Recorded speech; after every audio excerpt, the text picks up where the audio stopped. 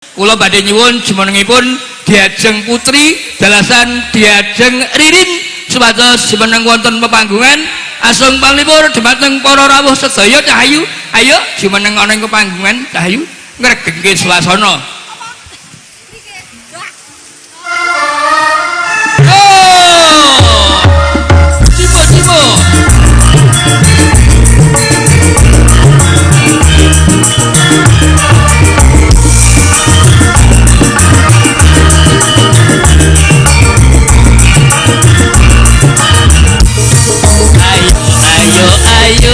Mari kita bernyanyi untuk menghibur warga di sini bersama dambaan hati kusuma warnani campur sari tambane hati.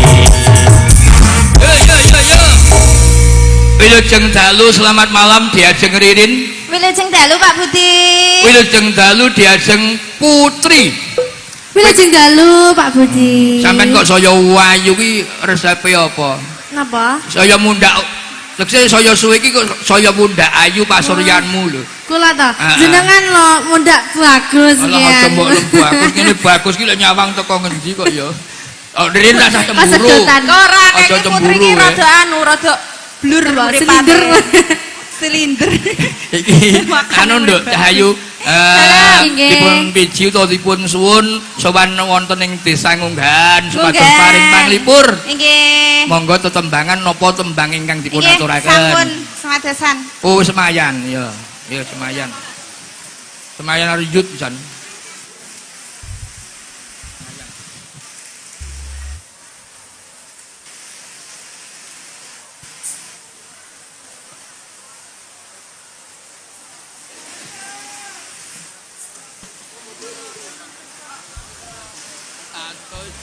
Pak Budi.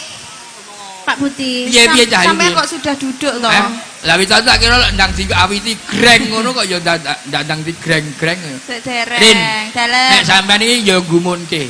Lah napa? Sampean iki suarane kok endah arum yen lagi tembang jantenan nuju prana lho Cahayu. Alah pret. Lho wong sapa ngrungokke suaramu mesti apa kuwi cara kekajuan iki methek ayune kaya ngopo ya sing. Lah iki mung larane wektu sing mok lem ya mek Putri kae kok. Ora, sampean yo ayu kok. Mila to, Pak. Yo ayu.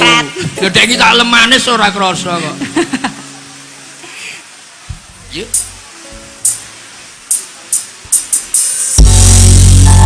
Kusuma Wardani.